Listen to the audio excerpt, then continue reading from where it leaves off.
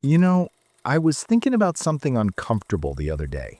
Have you ever really looked into the eyes of a gorilla? I mean, really looked. Maybe in a documentary or at the zoo. There's an intelligence there. There's a life. But there's also a helplessness. Because it doesn't matter how strong he is. It doesn't matter if he's the leader of his troop. His fate, whether he lives, whether he eats, whether his forest stays standing, none of that is up to him anymore. It's up to us. We've gotten pretty used to running the show. The human race, the apex predator. We've been telling ourselves this story for thousands of years. We are special because we are smart.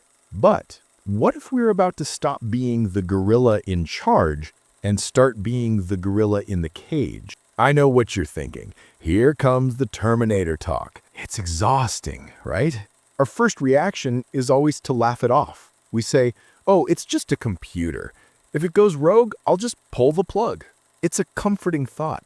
It makes us feel like we're still in the driver's seat. We look at ChatGPT or these video generators and think, cool, a new tool so I can work less. But there's this guy, Professor Stuart Russell. He spent 50 years studying this stuff, and he said something that stuck in my brain like a splinter. He calls it the gorilla problem. Before I explain what that is and why it messes with our heads so much, if you're into topics that mix psychology, the future, and a little bit of existential dread, do me a favor and hit that subscribe button. We're building a community of people here who actually want to think, and I'd love for you to be part of this variable. So, back to it. Stuart Russell puts it like this. A few million years ago, our evolutionary line split from the gorillas. Physically, they crush us. A gorilla could snap you in half without breaking a sweat. So why do we dominate the planet while they are on the brink of extinction? Because of one single thing, intelligence. Intelligence is the ability to shape the future, to control your environment. Whoever is smarter wins the game, period. And now, for the first time in history, we are building something intentionally that is going to be smarter than us. And I'm not talking about the robot having a soul or consciousness. Forget that. I'm talking about competence. If you play chess against a computer, you lose. Not because it hates you, but because it is simply better than you.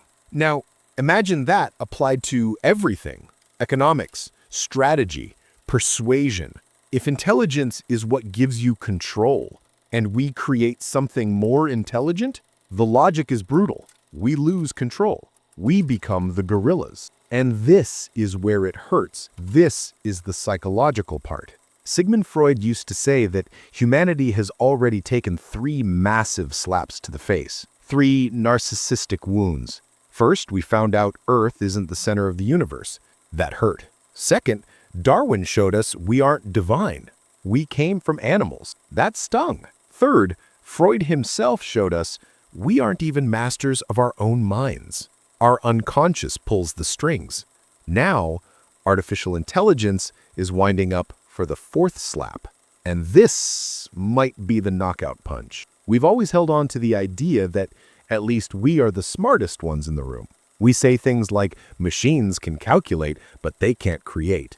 Machines don't feel art until they do. Until they write poetry. Until they win art competitions. How does it feel when you realize your utility is shrinking?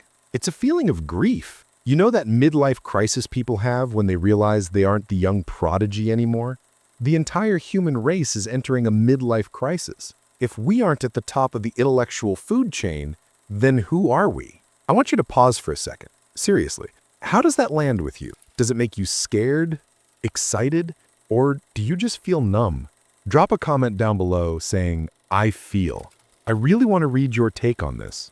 But hold on, take a breath. Every hero's journey has that dark night of the soul before the dawn. Maybe, just maybe, losing this title of King of Intelligence isn't the end of the world. If we accept that, yes, we might become the gorillas, we might be less capable of solving complex equations or managing global logistics than a super AI. So what's left? What's left is the one thing the machine can't replicate because it makes no sense to an algorithm. Imperfection, vulnerability. Machines seek efficiency. Humans seek connection. We don't watch an Olympic athlete cry on the podium because they ran fast. A car runs faster. We watch because we know how much they suffered to get there. The struggle gives value to the victory. An AI might generate a perfect letter of condolence for a friend who lost a parent, but it can't sit next to them in silence and just hold their hand.